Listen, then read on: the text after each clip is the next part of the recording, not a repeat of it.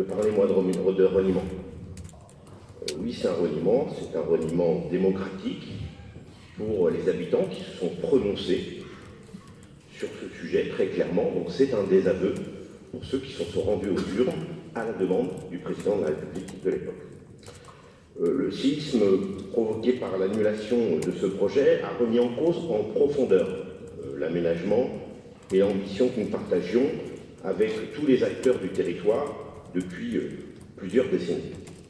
Aussi, il est évident que ce contrat d'avenir est un premier pas fait par l'État à l'égard des Ligériens et il devra être garanti que les engagements pris soient respectés et nous y serons très vigilants. Notre capacité à relever les défis qui nous incombent en dépend dans les années à venir.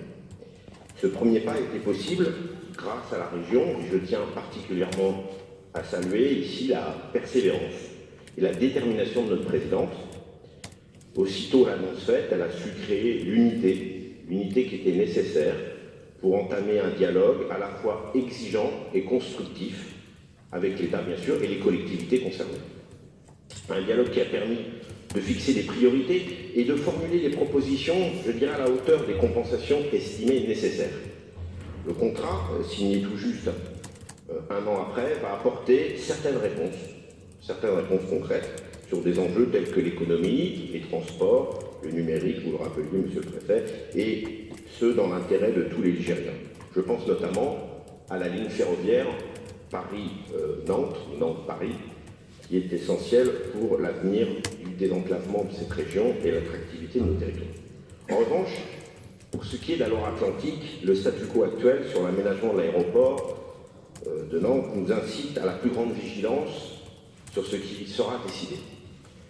Une simple augmentation du nombre de places, et vous le disiez à juste titre, monsieur le préfet, du nombre de places de stationnement ne sera pas suffisante pour faire face à la croissance de la fréquentation. Quant au contournement de la métropole nantaise ou de la centrale de Cornouailles, ce sont quand même les grands oubliés de ce contrat. Alors, ce contrat d'avenir est certes un premier pas essentiel, mais je dirais qu'il ne prépare pas encore la refondation de notre territoire, pour prendre le titre d'un ouvrage qui vient de sortir.